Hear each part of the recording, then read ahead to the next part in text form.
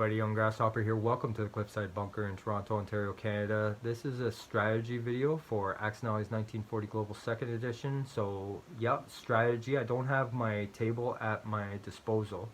You can see the boxes in the back here are not on the shelf. That's because they're sprawled out on my table with pieces that I need to organize. Haven't gotten to that, but that's okay. I don't need my table for this particular strategy topic. I've been meaning to shoot this video for a long time now, and I think I'm ready.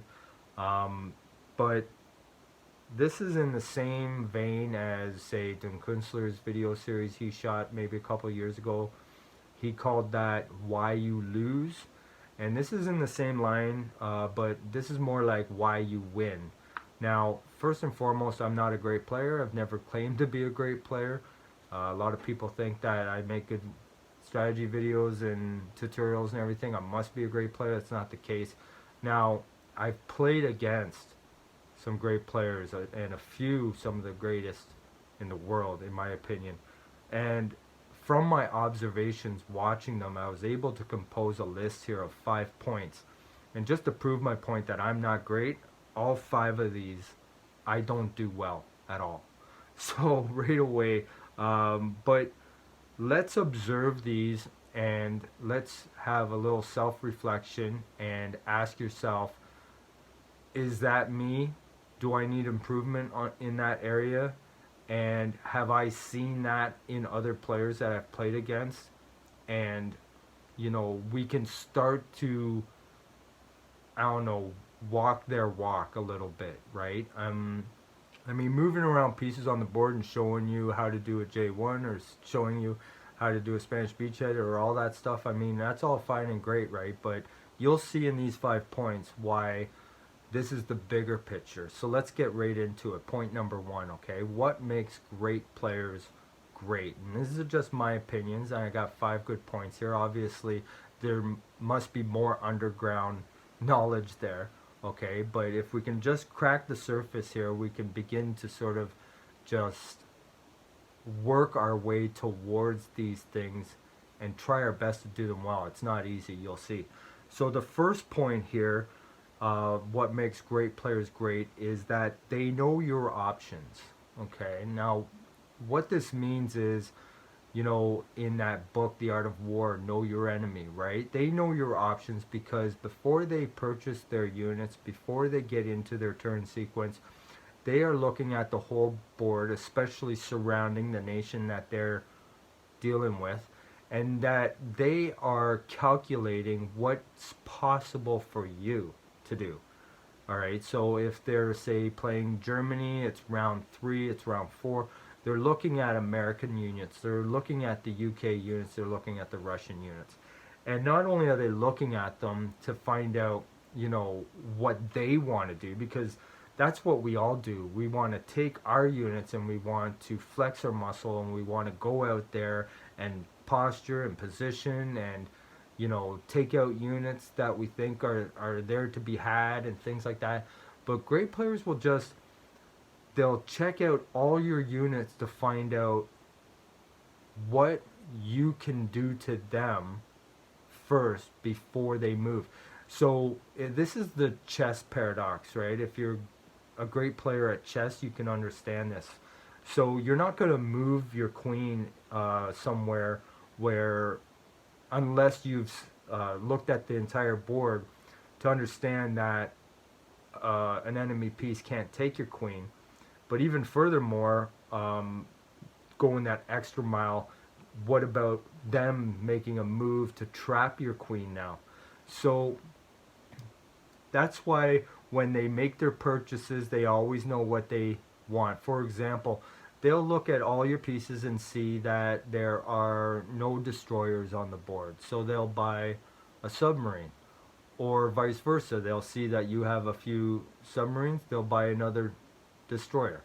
And if they see that you have no transports, they can knowingly leave an area bare and abandoned without worry, because without a single transport, maybe something can't land in France, so they don't worry about it. Now, conversely, if they see a transport, Now they're asking themselves, what can that transport do to hurt me? And they look at all your options and they see that there is a weakness, okay, and then they'll fill that to make sure that it's not vulnerable anymore. And you ever play against great players and then you're thinking to yourself, man, if I just had a sub, or you say, man, if I only had one transport, I could take that. Well, that is almost their doing, because they know you don't have one. That's why they make you wish that you had one, right? You understand? So this is something that I know works, because I grew up being a pretty decent chess player when I was a kid. But I found it extremely hard to implement into Axis Allies 1940 Global, just simply because there's too many pieces to monitor, right? Especially if you're surrounded by different enemies. And, but some of the best games I've had, and there are only a few that I can remember, I always forget to do this tactic. And I know it works because when I am focused on this particular point and I'm looking at their pieces and purchasing and moving with their ability in mind, my enemy's ability in mind, then I end up feeling like I'm in a zone, right? So point number one, great players, they know your options. They're looking at your pieces. They figured out what you can do before you know what you can do. So it takes a lot of discipline. Now, some great players do this naturally, knowing that they can't play any other way. Of course, I'm going to look at all your pieces. But as average players like myself, we just oh, I've got this, and I'm going to go here. Can anything hit me? No? Okay, right? I'm going to go there. And without looking and wondering about your flank. And they'll expose that, because not only do they know what you are capable of, they know what they're capable of too, right? So the second point I want to make, what great players do, is that they don't care about your good rolls and they don't care about their bad rolls. Essentially, they don't care about dice. They don't care about the results of the dice. And I've had the privilege of playing with many great players, but I can think of 3 great players in particular where I rolled amazing, and I even tried to do a little trash talk, and it just rolled off them. I remember a game where a great player was rolling badly. He's like, it's okay, I'll get you. And I was like, wow, I mean, if I was rolling that badly, I'd be a little bit more upset with the dice. But they didn't care. I don't know what it is. I think inside they have like an innate sort of ability to understand that everything's going to even out somehow. Or the odds are just, what I'm talking about. I mean, I roll badly, and then I roll a second time and it's bad. And then your projection of how the game's going to go lies on the shoulders of the dice. Great players know that it's them that are directing the game, not the dice.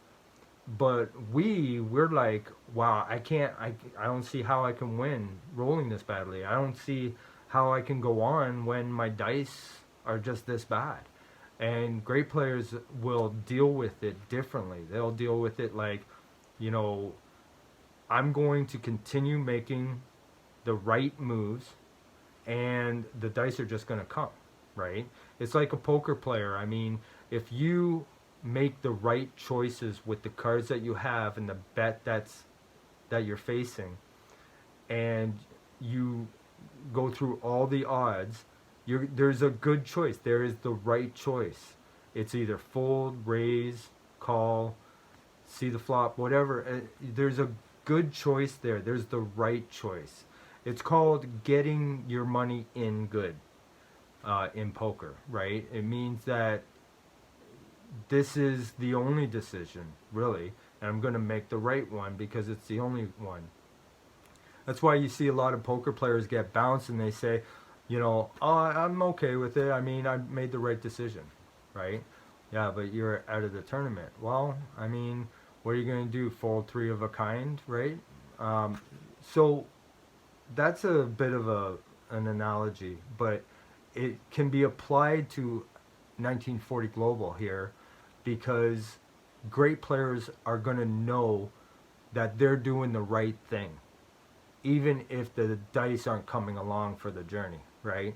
I remember I played Gargantua in 2016 or early 2017. It was before my tournament, and he came by, and he was Germany, and he baited me, bringing in very few pieces. He sent the two subs to the 106. He sent the other two subs to the cruiser, and he had no subs, and he had a battleship and a lot of planes. It was almost like, you know, you're tempting me, you're bullying me, and I didn't want to scramble, but it was the right thing to do. I had to scramble. So I did scramble, even though it might have been what he wanted me to do. But my dice were amazing, and his were terrible. He ended up losing three planes and a battleship. He had to retreat, right? And I'm thinking to myself, hey, I got this guy now. But in the end, he ended up winning the game. After, that was round one. He ended up winning the game, right? And I had good dice that game. Uh, Theoretically, I shouldn't have lost with the dice, but that's what average players do. They put the onus on the dice, whereas great players, they put the onus on themselves to make the right decision every time, not just turn one, scramble, make that right decision. They make the right decision all the time, and the dice will catch up with them. They know it, and they're like, eh. Now, if you see anybody getting terribly upset with dice, and I've been there, um, you can tell that they're placing their faith too much on the dice to win them the game. Whereas great players know that it's every single decision that they make throughout the whole day. So that's point number two. They don't care about your good rolls or their bad rolls. And that's a hard one to get over because we all get emotional over dice, right? But that is the key, is to just know that um, even though it seems like you're getting bad roll after bad roll after bad roll, maybe it's your mental energy that's anticipating the bad rolls. I remember a friend of mine was rolling bad, rolling bad, rolling bad, and then it's almost like after three rolls or four rolls of just not getting the odds, he almost just gave up on the whole day, the whole game. Just, this is the way it's going to go. So he's directing his mental energy that way. And I could prove it. And I know this is a bit silly. It's not like mentally the dice are going to behave because you're thinking a certain way. But he rolled one time and it was just all hits. It was all fantastic. And this was his attitude. He says, wow, it's about time. So he's setting himself up to be upset for when he rolls badly. He completely ignored the fact that the dice balance themselves out. Great players know that dice are going to balance themselves out. It's just a matter of going with the flow and making the right decision every time, right? So point number three, they will make the attacks that you wouldn't. Great players will make attacks that you just wouldn't. Now, this could be a courage thing. It could be like a mathematical calculation, right? Like, again, the poker analogy, right? If somebody who calls a big bet with nothing but knows all their outs, and then they get their card on the river making a flush, and then somebody will say, oh, you're a donkey for making that call with nothing before the river. But he knows his outs, right? He knows how many he's got. He knows the odds. And again, to bring up a personal experience back at Field Marshal Gaming Convention, I think 2013 or something like that. I met Gargantua in person for the first time, and we felt like we were confident players. We knew Gargantua's reputation in the Axe and Allies forums and whatnot. So we challenged them, and their team did the Taranto raid. It was the first time I've ever seen it, and I'm playing Italy, right? So they do the Taranto raid, and me and my group have always said, well, they're gonna scramble, you're gonna lose all your boats, right? But they were much more advanced, particularly their captain Gargantua, who insisted on this attack, and he'd probably played it online a bunch of times. And we were scratching our heads. It's like, wow, he's doing it, right? And then we realize and we think to ourselves, wait a minute, why don't we do this ourselves? And it's like, oh yeah, because of the 3-plane scramble. And we had our 3 planes there, and we just said, okay, right? And we scramble. Well, I rolled badly and got decimated, right? That was the first time I had seen a Taranto raid, and trust me, I've been doing a lot ever since. But why does a great player need to show me something for me to be convinced enough to do it and do it and do it? Just because, oh, I saw a great player do it. No, great players will look at the game, they'll say it's okay, there's odds there, even if it's 50-50. And if they scramble, they see a light at the end of the tunnel. They say, if they scramble, that's 3 planes that they won't have. And I bet you, now that I have advanced in the Mediterranean a little bit as a player, I bet you back then, all the way back then, something that I didn't know or perceive is that they were knowledgeable of the fact that it was probably the best use for that fleet. Maybe they thought going through the Suez and saving it, going to Gibraltar, hitting the small ships in Malta and sitting there. No, Taranto was the best option for those boats, even if it seemed like they were being thrown away. And that's where we were at as a group. We thought those boats were being thrown away by doing a Taranto raid, as much as it would be nice to take out an Italian battleship. But it makes sense now that before that evening where I first saw it, our games were ending up Italy doing well, taking a lot of Africa and the Middle East. So it makes sense now that if we are doing the Taranto raid because a great player showed us how, and consistently, we see that Italy becomes a very minor nuisance eventually, rather than this, massive empire that's taking half of Africa. So a great player will come up with these things and do the attacks that you wouldn't do without needing to be shown by somebody who's better than them. They figure it out, and they're like, if it goes badly, we can deal with it. We can rebound this way and that way.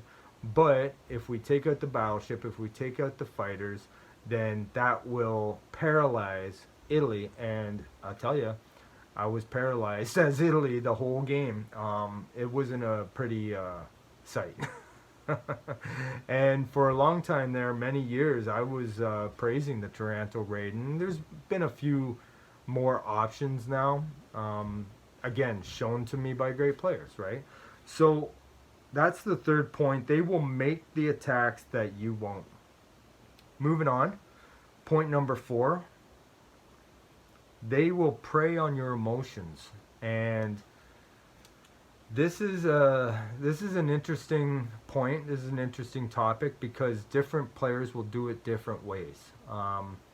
There's people that we respect highly as great players that do it subtly, and in some cases it may not feel or seem like they're doing it, but they're doing it. And then there's other people that are just so brash and bold that their trash talk makes you uncomfortable, and it makes you not enjoy the game. So great players will get in your head and prey on your emotions. Why? Well, because we don't make good decisions when we're emotional, do we? So they understand that, and they know that when you roll badly, they're there to make sure that you understand that you roll badly. Now, some people would be like, oh man, how can you live with yourself? Why did you even get dressed this morning? Oh man, you're gonna miss again. Now that's the annoying great players. Now the subtle good great players are like, oh, I knew that was gonna happen. So they're gonna get in your head one way or another, right? Subtly, or just open trash talk. And there's all kinds of psychological warfare ideas out there. But the great players, in my opinion, the truly exceptional players are the ones that can do it, rent space in between your ears, and get you emotional so that you make a poor decision based on your emotions, and then you end up liking them at the end of the game. Oh, great game. Oh, it was so much fun. You know, it was great to play with you, right? But other people don't do it so subtly, and it's like, I never want to play with that guy again. You know, he trash talks way too much, right? But, you know, I've known a handful of great players. Half of them, I would say, can do it subtly. The other half, I think, are pretty bold trash talkers that are very annoying to play against. But ultimately, it's your own fault. Ultimately, getting mad, not just at your bad roll, but the cackling, howling laugh when they see it, right? So you're rolling and you're like, please don't roll badly. I don't want to hear that cackling laugh when I roll and I miss everything, and there it is. What do you think's going to happen? I'm going to get emotional. So I get emotional. I'm thinking about, how can I win with bad dice?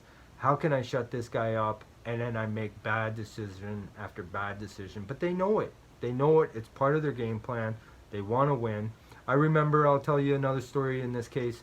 I was playing long ago. I was playing Classic Edition with a good friend in my hometown, and I introduced him to the game. He caught on real fast, and he's just a strategist in general, right? So it was right up his field. And we played that game over and over every weekend for years, over and over again, and he beat me a lot. And I would do childish things emotionally. I would throw my dice. I remember one time I got so angry. We were living on I think the 8th floor, but I threw my dice off the balcony one afternoon. I was just like, and I looked over at him, and this was him.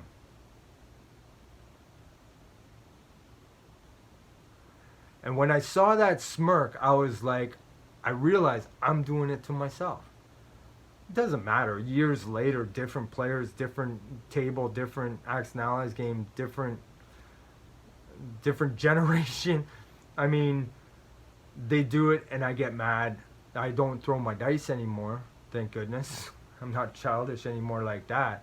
But I remember one time I quit a game in the 3rd round. I just pouted and quit a game, and I'm like, you guys play. I can't play. You guys play. But it was more about the ridicule and the taunting and the laughing. And normally I'm in there. I'm laughing and everything. I weigh too much on my dice, and I get emotional. That's why I'm not a great player, because I get emotional. I make a bad decision. But we have to be mindful of these things, even if these things seem impossible to us, right? So point number 5, the last point, and we'll summarize all of them, okay? This is the scariest point out of all of them, in my opinion, when great players can do this, because it really does make you feel like a gazelle on the African plains, you know? But great players, they direct your moves. They can direct your moves. You may think that you're moving your pieces where you want them to move, but they're funneling. They're not only, they don't only know your options, but they're dictating, they're determining what your options are. So they'll move something out of the way, they'll move something here, they'll move just enough of there. So they're going to guide your options. They're like, okay, you have this option, and you have this option which I've created for you, right? And when you take their option, then that allows them to set up. That allows them to position. That allows them to get ready to go to the place that you didn't go. That allows them to change focus and pounce where you did go. They are directing your moves, right? And you may think to yourself, oh, why did I move all my stuff there, right? Oh, I didn't see those 3 planes I could reach and add to that, and now I've lost my whole Russian army on the front, right? They won't tell you, because that would be giving away too much of a secret. They won't tell you that, oh, I made you do that. What do you mean you made me do that? Now it's in your mind, and now why would they give that up? But in their mind, they know you did exactly not what I wanted you to do. You did exactly what you should have done. So you can pat yourself on the back for making a good decision, right? Just like the poker analogy again, where somebody is bluffing somebody into making what they think is the right decision. I'm going to bluff you to call my all in. Meanwhile, I've got a full house, right? So there's like, when you move all your stuff into one place, somebody, the great player is saying, that's not just where I knew you were going to go, that's just where I left open for you to go. And I see this in my games. It kind of comes up, and it's like I won't mindfully do it, but I'll see myself focused, and I'm doing the point one. They know your options, so I'm looking at their options. I'm having a good focused game, and I get into that zone where I put my things in a way where I want you to go into a territory, and then when it happens, I'm like, I feel like I'm a genius. Now, it's very rare. It's very rare this happens, and I have to refer to point number one. They know your options. That's first and foremost. They know your options. And then the last point, they direct your moves. So they can get you to do something that makes you feel that you're making a good move. You're making the right move. But meanwhile, it was just their move. And you were just the hands that put the pieces there. So that's the scary part of good players. And, you know, how do we combat this? Well, the problem is a lot of us average players have to work at these points. And we have to remind ourselves about these points. We have to remind ourselves not to get emotional about dice rolls. We have to remind ourselves to somehow subtly get into their heads without being a jerk or a bully. We have to remind ourselves to make an attack if it's the right attack to make, even if it doesn't look good, even if the odds aren't there. Sometimes if it's the only thing those things are good for, rather than keeping them back and not doing anything with them, maybe the time is now to hit something, even if you think that it's going to be a clean wipe. And you grow attached to those pieces and you don't want to lose them. I guess that could have been another point. Great players don't get attached to pieces to the point where they don't want to say goodbye to them if they have to, right? But they know your options. We have to look at the whole board. This is more of a discipline thing. This is actually something that, you know, we can work on. Now, the scary thing is great players do all these things naturally. They don't have to remind themselves. That's the troubling part.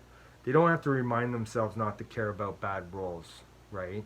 When we roll badly, we have to sit there and close our eyes and think happy thoughts. Well, that's caring. You know, we have to sit there and say, I'm not going to care, I'm not going to care, I'm not going to care. That's caring. You know, to be able to just go, it'll work itself out. That's tough.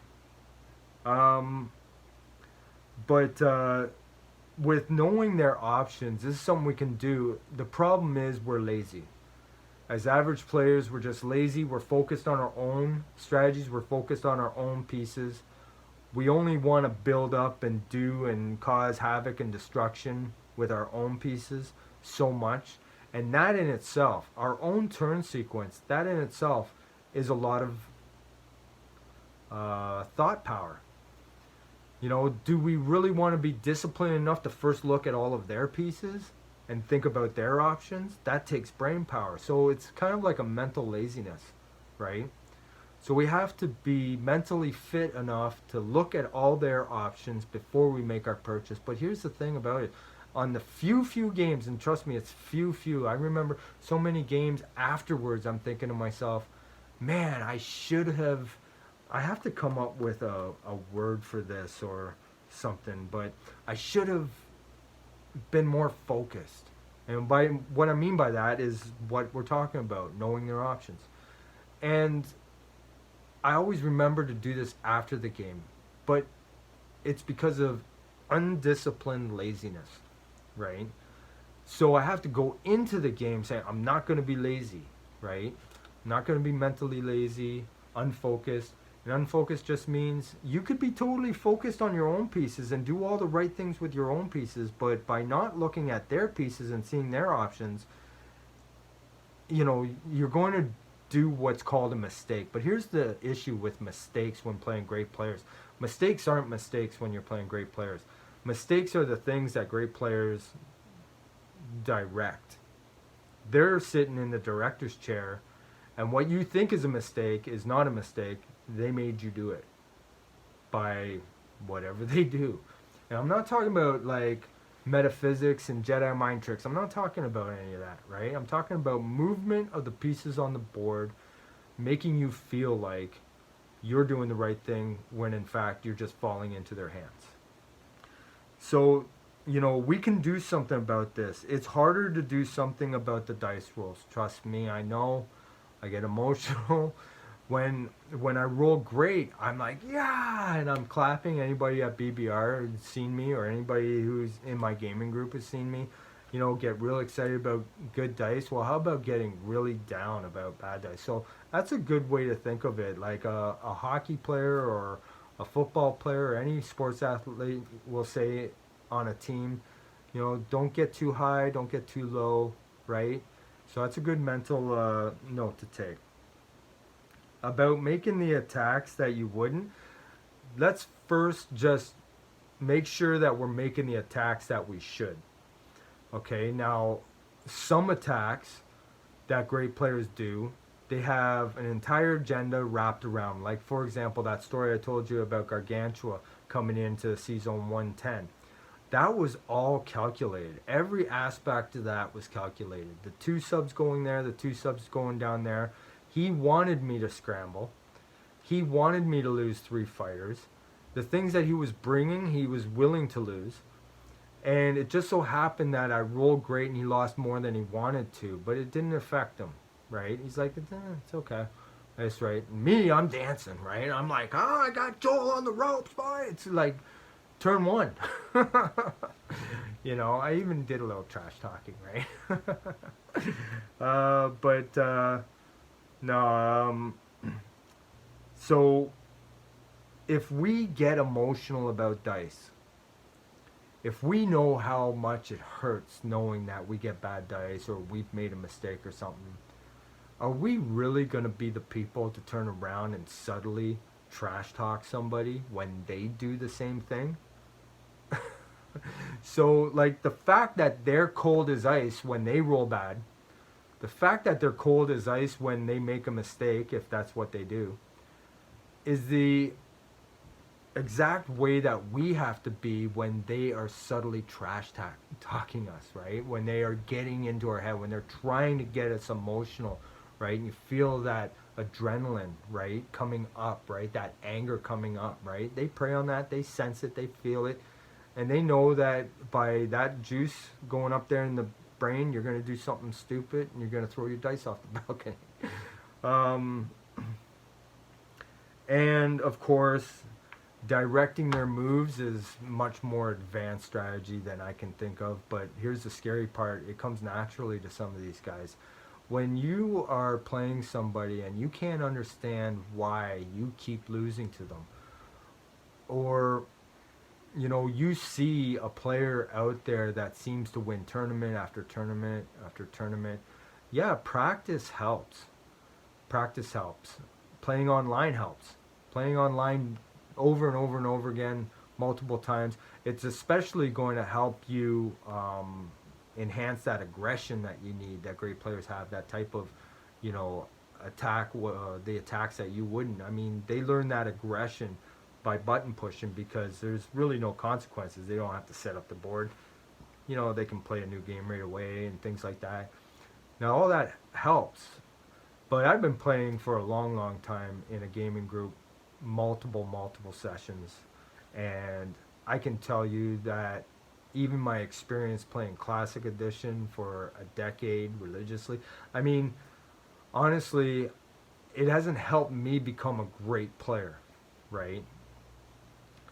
But I look at these 5 points and I say to myself, well, that's why I'm not a great player. And I would agree with it. And it's like, oh, okay, can I become a great player? Well, the first one's easy enough, I guess. I mean, you need discipline and you need mental focus, mental fitness, not be lazy. And, can we control our emotions? I mean, I don't know. But anyway, those are my 5 points of what great players do or what makes great players great. And let me know what you guys think in the comment boards about these 5 points. Have you mastered any of these? Are you struggling with any of them? Have you seen these particular traits in great players that you've played? Are these very recognizable? Do you like, hey, I think Robert plays like that. I think I'm onto him now, right? So this is a strategy video. I mean, we can take this and strategically deploy it in our warfare, in our games, and see how we do. So I hope that was helpful. I know that it doesn't really help me. I should probably frame this and put it in the bunker somewhere just so I can remind myself. And it's like, oh yeah. But I'm not a great player. I don't claim to be great. I have observed great players, and these are my observations, these 5 points. I hope it helps you. I hope you contemplate these. And let me know if you come up with some sort of strategy as how to implement some of these things, these points into our gaming, right? I think a lot of it is personality based. And the scariest thing is great players do this stuff naturally. You don't have to think or remember to do it. So anyway, the secret's out to all the great players out there. Be afraid. Be very afraid. Now we're on to you. And we're not going to let you rent space between our ears. We're not going to let you get our emotions up when we roll bad. And we're going to know what you're going to move before you even know what you're going to move. So alright guys, thanks a lot, appreciate it. Hopefully that was a good strategy video. More videos coming. Cheers, may all your rolls be ones. Take care.